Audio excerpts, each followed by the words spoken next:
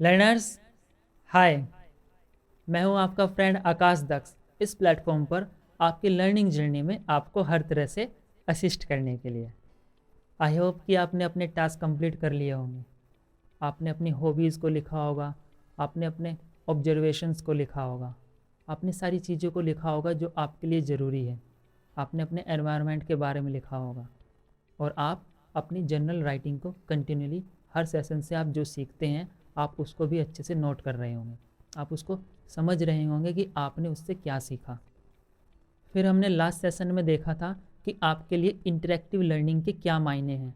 आप अपनी स्टडीज़ को, अपनी एजुकेशन को इंटरेक्टिव कैसे बना सकते हैं, आप उसके साथ कैसे कनेक्टेड फील करेंगे और आपके लिए वो कैसे बेनिफिशियल होगा। आई होप कि आप अपनी इमेजिनेशन को काम पर ज़रूर लगाएंगे।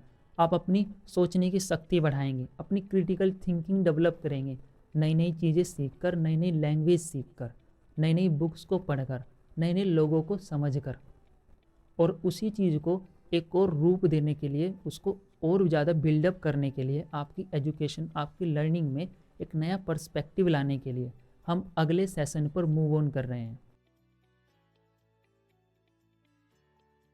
आज हम देखेंगे कि आपके एनवायरनमेंट का, आपके आसपास के लोगों का और भी बहुत सारी चीज़ों का आपके ऊपर क्या इन्फ्लुएंस होता है।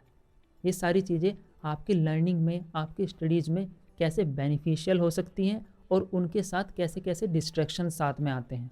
आप उनको कैसे अवॉइड कर सकते हैं, आप अपने लाइफस्टाइल में कैसे इन सब चीज़ों को इनकलकेट कर सकते हैं। हम इसी पर आगे बात करेंगे और समझेंगे कि आप उसको अपने साथ कैसे रिलेट कर सकते हैं। आपके एनवायरनमेंट का मतलब है कि आपके आसपास जो सब चीज़ें हैं, आपका घर, आपके साथ रहने वाले लोग, आपका स्कूल, आपके स्कूल में पढ़ने वाले स्टूडेंट्स, या और भी जो चीज़ें जिनके साथ आप दिन भर में इंटरेक्ट करते हैं। सपोज करिए कि आप एक ऐसे एनवायरनमेंट में पढ़ रहे हैं जहाँ पर कोई शोर नहीं है, लोग आसपास कोई हा हुल्ला नहीं मचा रहे हैं, आप एक शांति के साथ बिल्कुल अकेले फुल फोकस्ड होकर पढ़ रहे हैं। तो आप वहाँ पर कितने अच्छे से पढ़ पाएंगे, आप कितने अच्छे से अपने आप को फोकस्ड और कंसंट्रेटेड रख पाएंगे। वहीं पर अगर आपको एक ऐसी जगह पढ़ने के लिए बैठा दिया जाए जहाँ पर बहुत शोर हो रहा है, लोग बहुत हा हुल्ला कर रहे हैं, या फिर वहाँ पर गाड़ियाँ चल रही हैं, बहुत हॉर्न्स की आवाज़ आ रही है, या फिर वहाँ पर कोई डीजे टाइप का कुछ बज रहा है, तो ऐसी सिचुएशन में आप कैसे पढ़ पाएंगे। अक्सर होता है ना कि आपके पड़ोस में कोई शादी है और आपको पढ़ना है, तो आप क्या पढ़ पाते हैं, कुछ ना कुछ आता रहता है बाहर से डिस्ट्रैक्शन। तो ये होता है आपका एनवायरनमेंट। आपको अपनी स्टडी में सबसे पहले जो चीज़ फिक्स करनी है वो है आपका एनवायरनमेंट।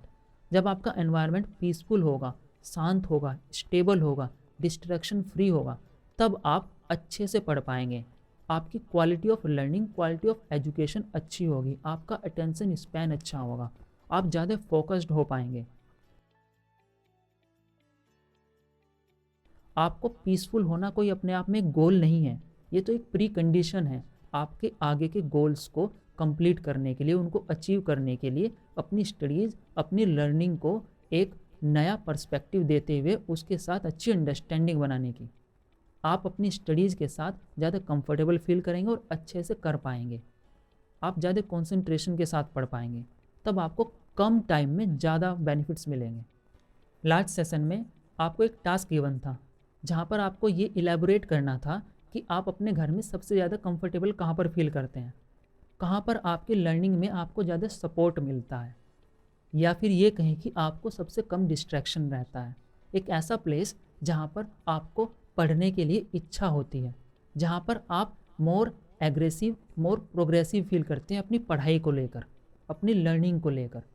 वहाँ पर आपको कुछ भी ऐसे काम नज़र नहीं आते जो आपको पीछे लेके जाएं या आपको अपने गोल से डिस्ट्रैक्ट करें। यही ऑब्जेक्टिव है आपके एनवायरनमेंट का।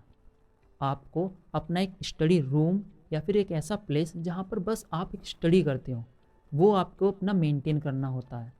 जब आप ये देख लेंगे कि आपका एनवायरनमेंट आपके लिए कितना इम्पोर्टेंट है, आपके पास डिस्ट्रैक्शन नहीं रहेगा, आप ज़्यादा फोकस्ड होकर पढ़ पाएंगे, एक अच्छी लर्निंग बना पाएंगे, अपने अंदर एक कंसंट्रेशन लेवल बना पाएंगे, आप अपनी पढ़ाई के लिए ज़्यादा मेडिटेटिव हो पाएंगे। तो आपको ये देखना है कि आप अपने एनवायरनमेंट को कैसे अच्छा रख सकते हैं, उसको डिस्ट्रैक्शन फ्री रख सकते हैं। उसके लिए आपको ये भी देखना है कि आपके सामने कौन कौन से डिस्ट्रैक्शंस हैं, उनको आपको लिस्ट आउट करना है कि आपको क्या क्या चीज़ें डिस्ट्रैक्ट करती हैं, और फिर उनको फ़िल्टर करना है। यही काम है आपके एनवायरनमेंट को सेटअप करने का। अब इसी में जो दूसरी चीज़ आती है आपके एनवायरनमेंट में, वो है लोग, वो पीपल जो आपके आसपास रहते हैं, आपके साथ रहते हैं, चाहे वो आपके ब्रदर्स हों, सिस्टर हो, या फिर आपके पड़ोसी हो, या आपके पेरेंट्स हों। आपको देखना है कि वो आपको कितना सपोर्ट कर पा रहे हैं, या फिर वो आपके लिए एक हर्डल है। आपको अपने एनवायरनमेंट में ये सेटअप करना है कि जो फ्रेंड्स या फिर जो फैमिली मेम्बर या जो नेबर आपके लिए आपकी एजुकेशन में, आपकी लर्निंग में ग्रोथ डेवलप नहीं कर सकते, आपको उनसे अपने आप को डिस्टेंस रखना है। जब आप उनसे अपने आप को डिस्टेंट रखेंगे तो आपकी डिस्ट्रैक्शंस कम होंगे और आप अपनी चीज़ों पर ज़्यादा फोकस कर पाएंगे। तो आपको अपने स्टडी पार्ट में, जहाँ पर आप स्टडी करते हैं, वहाँ पर लोगों से दूरी बना के रखनी है ताकि आपको कोई डिस्टर्ब ना करे और आप अच्छा फोकस्ड एक लॉन्ग स्पैन ऑफ टाइम तक पढ़ पाएँ, आप उसको क्वालिटी टाइम में कन्वर्ट कर पाएँ। आपको इस बात पर चेक रखना है कि आप किन किन लोगों से बात करते हैं और कौन कौन से लोग हैं जिनको आप अपना समय देते हैं, क्योंकि ये जो लोग हैं, ये जो एनवायरनमेंट है जिसमें आप पढ़ रहे हैं, जिसमें आप खेल रहे हैं या कुछ सीख रहे हैं, वो डिसाइड करता है कि आपकी क्वालिटी ऑफ लाइफ क्या होगी, आपका कंसंट्रेशन लेवल क्या होगा, आपकी पर्सनैलिटी कैसी डेवलप होगी। जब आप इस चीज़ पर चेक करेंगे, उस चीज़ को कंटिन्यूसली ऑब्जर्व करेंगे, तब आप देखेंगे कि आपको किन किन डिस्ट्रैक्शन से दूर होना है, कौन कौन सी चीज़ें जो आपको ग्रोथ में हेल्प कर रही है। जो पीपल आपके ग्रोथ में आपकी हेल्प नहीं कर सकते, वो आपके लिए एक बहुत बड़ा हर्डल है, वो एक बहुत बड़ा डिस्ट्रैक्शन है। तो आपको अपने एनवायरनमेंट में ये फिक्स करना है कि आपका स्टडी एरिया कैसा होगा, आपका जो स्टडी का एरिया है, जो आपको पढ़ने का क्षेत्र है, या फिर जो आपका सीखने का एरिया है, वो कितना डिस्ट्रैक्शन फ्री है। आपके एनवायरनमेंट में जो जो चीज़ें हैं उनका आपके ऊपर किस तरह से इन्फ्लुएंस है, या फिर आपके आसपास जो लोग हैं उनकी साइकोलॉजी कैसी है। ये सारी चीज़ें आपकी साइकोलॉजी को चेंज करेंगी। आपका एटीट्यूड अपने आप के लिए, अपनी स्टडीज़ के लिए, अपने कैरियर के लिए, वो सारी चीज़ें आपकी मोल्ड करेंगी। तो आपको चेक रखना है कि आपकी स्टडीज़ और आपके आसपास के लोग क्या एक दूसरे के साथ कनेक्टेड हैं। अगर नहीं, अगर आपके लिए वो हर्डल हैं, तो एक डिस्ट्रैक्शन है और आपको अपने डिस्ट्रैक्शंस कम करने हैं। हम आने वाले नेक्स्ट फेज में इन डिस्ट्रैक्शंस को कैसे दूर करना है उसकी बात करेंगे। तो अभी तो हम ये समझ रहे हैं कि आसपास के जो लोग हैं आपके, या फिर आपका जो एनवायरनमेंट है, वो आपकी स्टडीज़ को, आपकी लर्निंग को कितना अफेक्ट करता है। आपका एनवायरनमेंट जितना डिस्ट्रैक्शन फ्री और जितना स्मूथ होगा, आपकी लर्निंग और आपका अटेंशन उतना ही अच्छा ग्रो कर पाएगा। आपको यही चेक करना है, यही देखना है कि आपकी लर्निंग के साथ कौन सी चीज़ जाती है और कौन सी चीज़ नहीं जाती है। बस आप अपनी लर्निंग को अपने एनवायरनमेंट से कनेक्ट कर लीजिए। जब आप ये करेंगे तो आप देखेंगे यही लाइफस्टाइल है।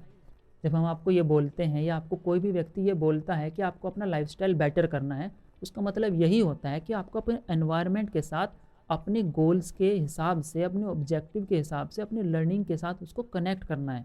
आपका जो एनवायरनमेंट है, या आपके आसपास के जो लोगों का इन्फ्लुएंस है, ये और आपके जो गोल्स हैं, आपको यही देखना है क्या ये सब चीज़ें अलाइन हैं।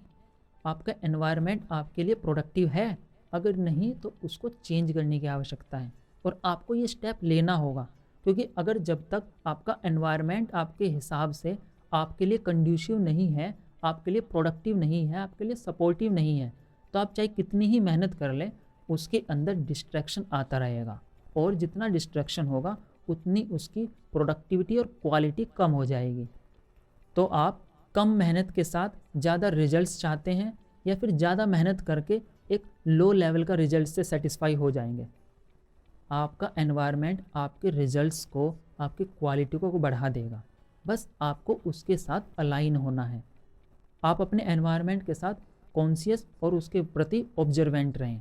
आई होप कि आपको ये समझ आ गया होगा कि आपके लिए आपका एनवायरनमेंट कितना ज़रूरी है।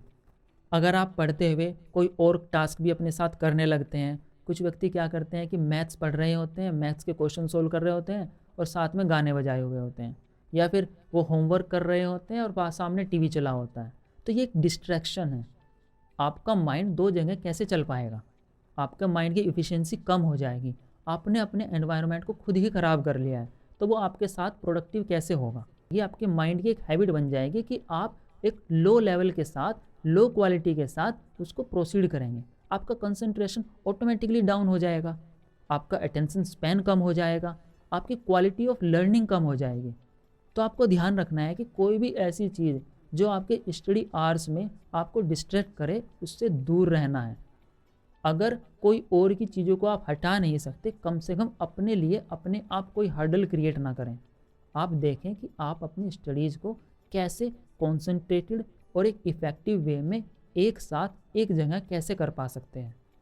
आपको ऐसा कोई काम नहीं करना जो कि आपकी स्टडीज़ में हर्डल बने।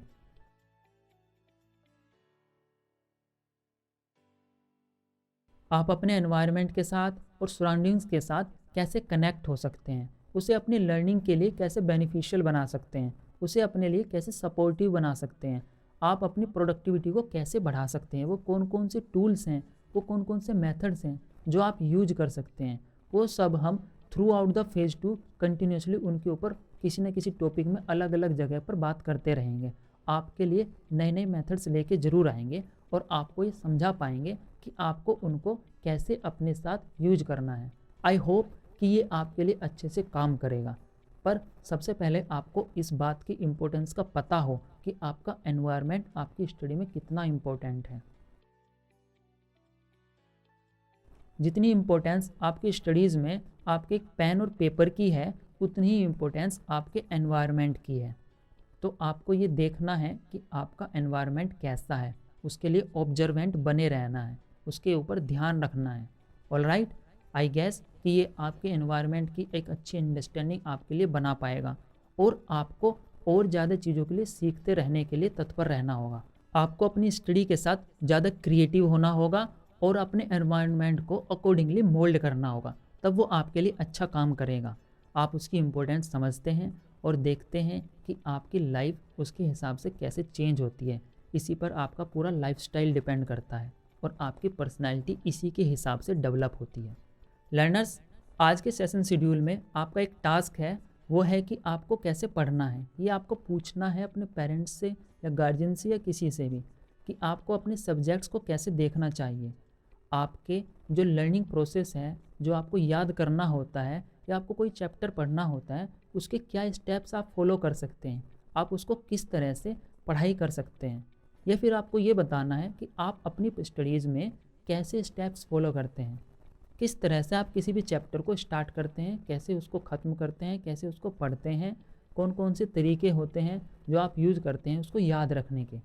क्या आपके पास कोई स्पेसिफिक मेथड है कि या बस रैंडमली आपको जो भी मिलता है उसके हिसाब से बस आप पढ़ लेते हैं? आप उसके साथ कुछ एक्सपेरिमेंट करते हैं या कोई एक मेथोडोलॉजी फॉलो करते हैं या बस ऐसे ही चलते हैं? ये सब चीज़ें जो आप कर रहे हैं अभी, या आपके पेरेंट्स या फिर आपके टीचर आपको बताते हैं और जिनको आप फॉलो करते हैं, आपको उसको अपने शब्दों में अपनी नोटबुक में लिखना है। ऑलराइट। और हाँ, आप चाहें तो आप जो कुछ नोटबुक में लिखते हैं अपनी अंडरस्टैंडिंग, आप वो मेरे साथ जो मैंने चैनल्स प्रोवाइड किए हैं, जो मैंने मीडियम्स प्रोवाइड किए हैं, आप उसके थ्रू मुझ तक रीच आउट कर सकते हैं, उनको मुझे शेयर कर सकते हैं। इफ़ टाइम परमिट्स तो हम उसके ऊपर डिस्कस भी करेंगे। अगर आपकी कोई प्रॉब्लम आती है तो आप surely reach out to me, हम उसके ऊपर डिस्कस करेंगे और कोई ना कोई सॉल्यूशन लेके आएंगे। आई होप कि ये वाले सेशंस आपके लिए बेनिफिशियल साबित होंगे। आपके ज़्यादातर क्वेश्चन इनके थ्रू सोल्व हो जाएंगे और उसके बाद भी अगर कोई क्वेश्चन रहता है तो आप मुझ तक रीच आउट करेंगे तो मैं उसमें आपकी हेल्प ज़रूर करूँगा। सो लर्नर्स, आज का सेशन हम यहीं समाप्त करेंगे और हम अपने इस पिलर के, इस फेज़ के लास्ट सेशन की ओर मूव ऑन करेंगे। सो learners, with all the enthusiasm and all the energy, I will see you in the next session. Till then, be joyful and keep learning.